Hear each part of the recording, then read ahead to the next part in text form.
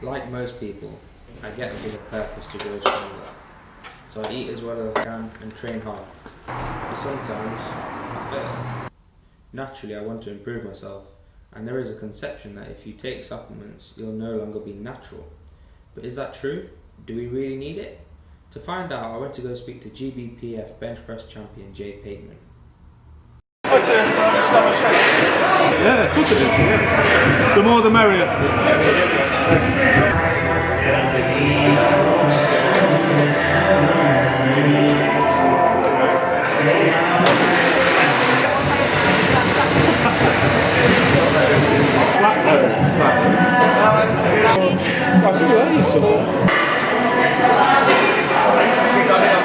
So you've gone from the 11 stone 6 pounds man to the guy you are today. Yeah.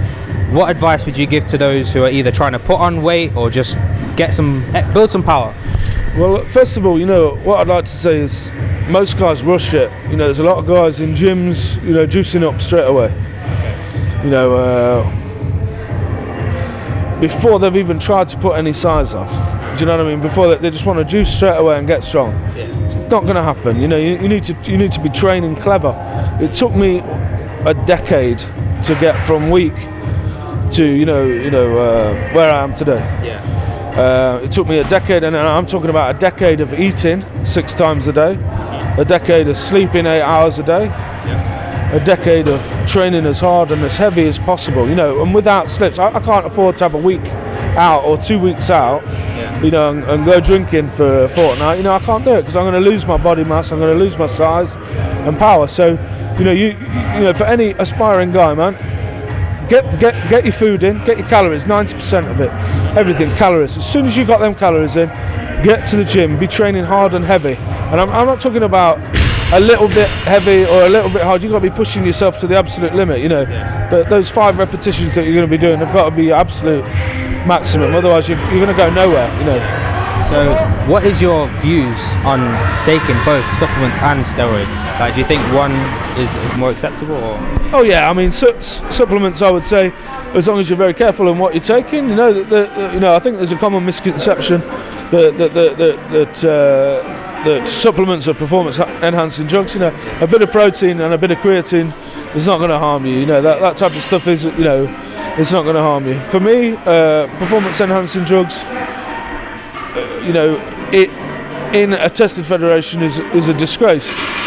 On its own, if people choose to do it, there's nothing much I can do about that. Only try and tell the young guys up and coming that that really their bodies don't need that crap. Are there any supplements you'd advise youngsters to avoid?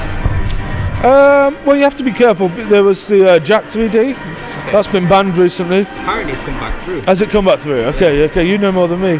I missed that one. Well, Jack 3D has had some kind of performance enhancing drug in it. It had MDMA, not MDMA, DMAA. Yeah, something DMAA, like that. Yeah. Which on the WADA, which is the World Anti-Doping Agency, on the list, that's a performance enhancing drug. So. You have to be careful. You have to read the label and make sure you know what you're taking. Read up on it, study. I've chosen, I don't take creatine or anything like that. I tried creatine for a bit, but it's just like a bit bloated. So I just stick with the protein and the mass gainers. That's all you need as a drug-free guy. That'll do you fine. So you were talking about the Jack 3D. Yeah. That's obviously a pre-workout. And as a powerlifter, you use the salt thing. Oh yeah. So what do you think is the difference between taking a pre-workout and taking that before you lift? I choose not to take pre-workout because I don't drink caffeine or anything like that. So caffeine gives me too much of a buzz. Is that a good thing? Yeah, maybe I don't need to be that charged up now. Maybe 18 I needed that. I don't need that now. I could, as you can see, when you videoed the lifting today, you can see kind of the rage that I can bring to the table. Anyway, the ammonia is great. That's the smelling salts that we're smelling. That's just ammonia. It's as you smelled earlier on. It stinks. It smells a bit like baby's nappies. But it's a bit like a slap in the face. It gets your adrenaline flowing through your body. Fantastic thing. Just don't be snorting it all the time. you know, give you a headache. Yeah. But it's pretty harmless. Jack 3D is a pre-workout supplement that gives you a boost right before you go to the gym. It almost gives you like a high. But it was made illegal after Claire Squire's death in the London Marathon, as it had a dangerous substance in it. But was it on the doping list? To find out, I spoke to Peter Chardish, who lectures and writes about drugs in sport. Come in. You know, there have been some like Jack 3D that have caused issues, caused an issue for a boxer fairly recently. Which was? He tested positive for a banned substance that was contained in Jack 3D. Just recently, because apparently they remade it after the London Marathon. No, this would have happened around about 2011, I think. So Jack 3D is an issue. Dylan White received a 2-year ban for taking it, but some people take it innocently and unaware of the dangers. One person who used to take it was one of my best friends, Sukhpal. So me and my mate Ricky went for a drive. You ready, bro? I'm ready, man. Road trip.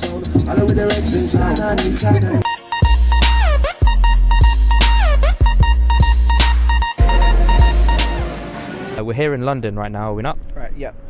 Okay, one thing that happens is the London Marathon. Right. And someone not too long ago died after taking something called Jack 3D. I understand you've taken this before.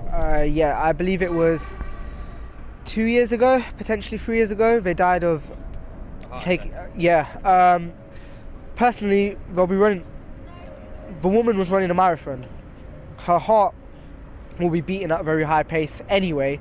She's just taken, I can't remember how many scoops she took. I think it was a few.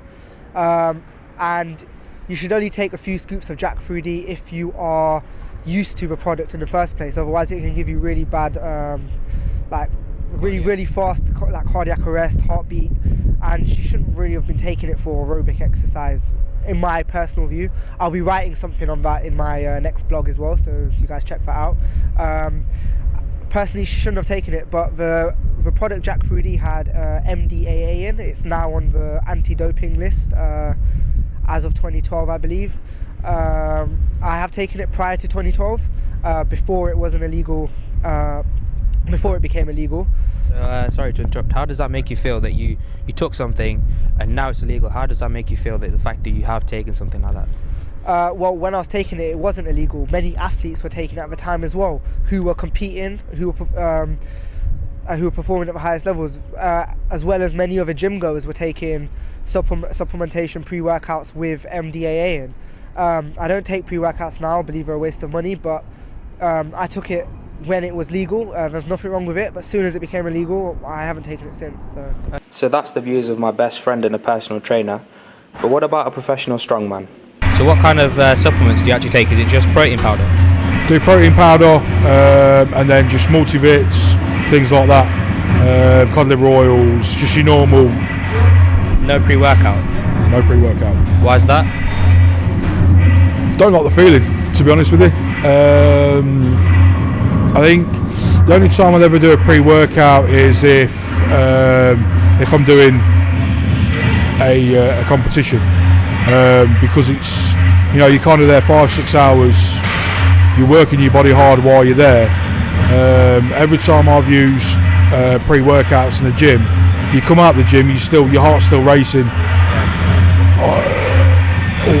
If you want to get that kind of, if you want to get the heart racing, do a circuit after you've trained.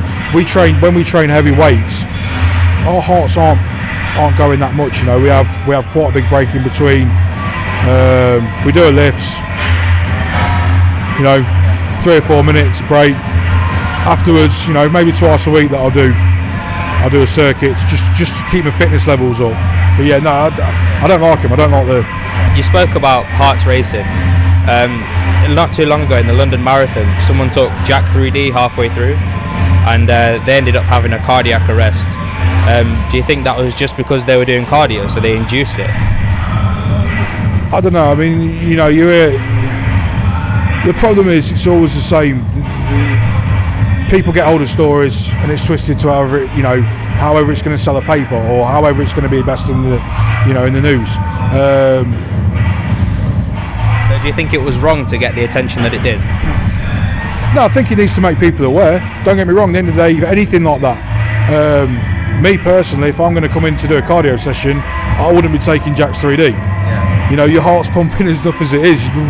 Why put something into your body to make it pump harder than it necessarily? You know, you're speeding your metabolism up. You're getting your heart going. Why get it going before you need? So that's 4 votes against pre-workouts. But I'm still in disbelief that people are getting banned for taking it. Should we be worried about all supplements? Well, there may be 2 possible problems with supplements. Either they contain a banned substance, and that banned substance is listed on the ingredients, listed on the on what's included in it, and an athlete just has not been diligent in checking the substance, has not been diligent in checking what is contained in the substance in that supplement. They then test positive for this banned substance, so that's just a carelessness issue. They haven't been checking. We also have issues around contaminated supplements, and supplements are produced and manufactured, obviously. They cannot always be pure, and therefore they may be contaminated with a substance that is a banned substance, and this contamination may be sufficient in order to push an athlete over from being negative to positive.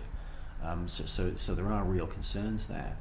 What are the common either substances found in a protein shake or contamination?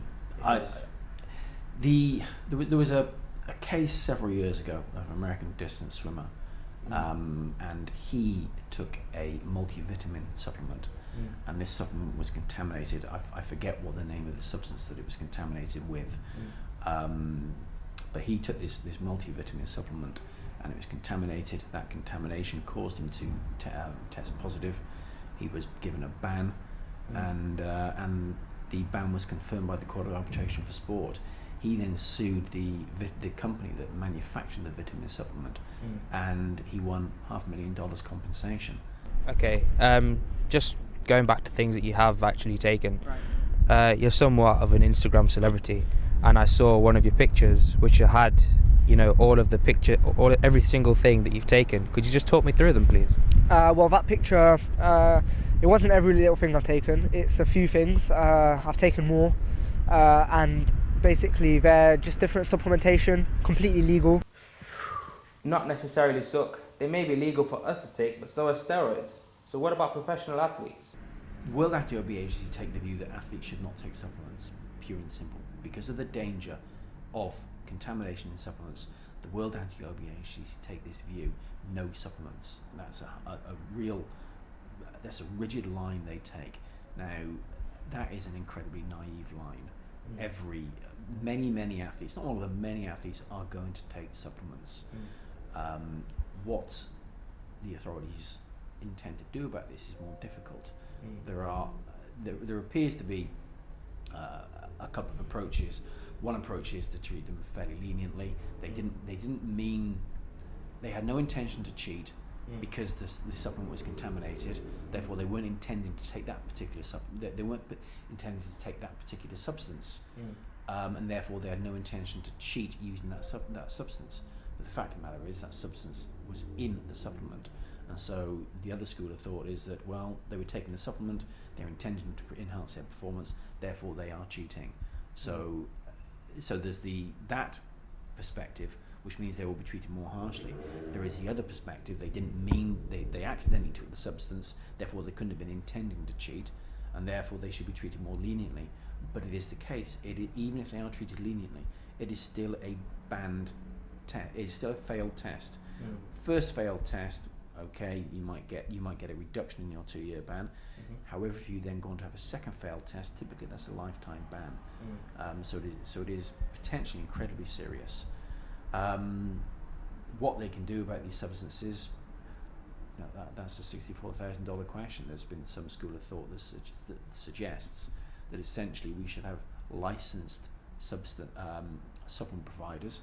If you go to one of these licensed providers, then the athlete is covered. So if the substance turns out to be contaminated or containing a banned substance, as long as you went to one of these licensed providers, then the athlete will not be presumed to be guilty.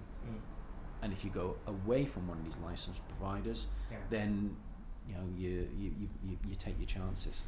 Okay, so contamination's a problem, but if they're trying to get licensed supplement makers, should there be a problem? But is there anything already in place? Get your whey protein. Well, I have whey protein from myprotein.com simply because what MyProtein says is in their products is actually in them. I had a chart of list of proteins, and what the protein companies claim to be in them are actually in them. The best protein was Optimum Nutrition Gold Standard Whey. The second best was MyProtein, just a standard whey protein. The reason I opted for that over Optimum Nutrition is simply because it's cheap, and I'm a student and I can't afford to dish out £40 every 2 weeks on protein. So Okay, so that's a supplement addition to the Strong and the Mighty. If you'd like to see the steroid edition, please subscribe to my YouTube channel and like my Facebook page. The link should be in the description, which is facebook.com/The Iron Addict. Thanks.